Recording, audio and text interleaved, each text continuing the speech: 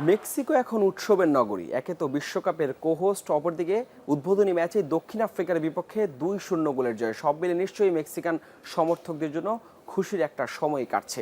যে দুটি গোল করেছে দক্ষিণ আফ্রিকার বিপক্ষে তার একটি করেছেন কুইনোনেস, আরেকটি করেছেন রাউল হিমিরেস। সেই রাউল হিমিরেস যিনি 2020 সালে ইংলিশ প্রিমিয়ার লিগে আর্সেনালের বিপক্ষে ডেভিড লুইসের সঙ্গে একটি সংঘর্ষে তার মাথার খুলি ফেটে গিয়েছিল, প্রাণ নিয়েছিল শঙ্কা তিনি মাঠে ফিরতে পারবেন কিনা, সেটা তো পরের বিষয় ছিল।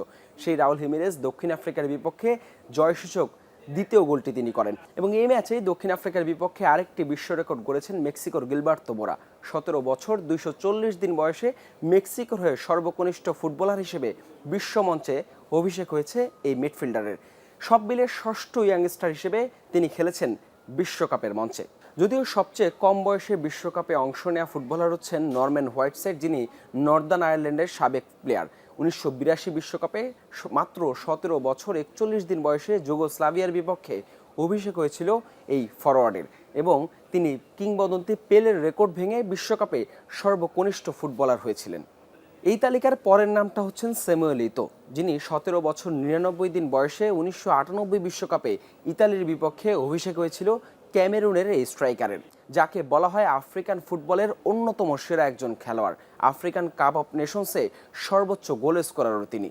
আর তারপরেই আছেন ফেমি ওপাবুনমি, নাইজেরিয়ার এই উইঙ্গার 2002 বিশ্বকাপে ইংল্যান্ডের হয়ে সবচেয়ে কম বয়সে অভিষেকের একটি রেকর্ড গড়েছিলেন। 17 বছর 101 দিন বয়সে তার অভিষেক হয়েছিল, যদিও চোখের সমস্যার কারণে খুব দ্রুতই তার ক্যারিয়ারটা শেষ হয়ে যায়। স্যামুয়েল ইতোর মতোই ক্যামেরুনের হয়ে 1998 বিশ্বকাপে সবচেয়ে কম বয়সে বিশ্বমঞ্চে খেলার আরেকটি রেকর্ড গড়েছিলেন সলোমন ওলম্বে। ক্যামেরুনের এই মিডফিল্ডার তার ক্যারিয়ারে দুটি আফ্রিকান কাপ অফ নেশনসও জয় করেছেন। এবং এই তালিকার পঞ্চম এবং সবশেষ নাম হচ্ছেন কিংবদন্তি ব্রাজিলিয়ান তারকা বা কালামানিক খ্যাত ফুটবল সম্রাট পেলে, যিনি 17 বছর 234 দিন বয়সে 1958 বিশ্বকাপে সোভিয়েত ইউনিয়নের বিপক্ষে বিশ্বমঞ্চে অভিষেক হয়েছিল। সর্বকনিষ্ঠ ফুটবলার হিসেবে বিশ্বকাপ জেতা এবং বিশ্বকাপের ফাইনালে গোল করার রেকর্ডেও আছে এই কিংবদন্তি তারকার নাম।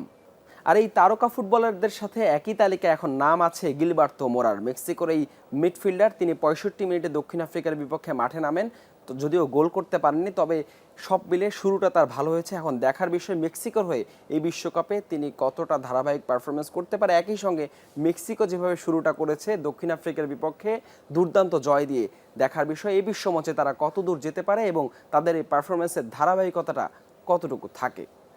হাসান আল মারুফ, যমুনা স্পোর্টস।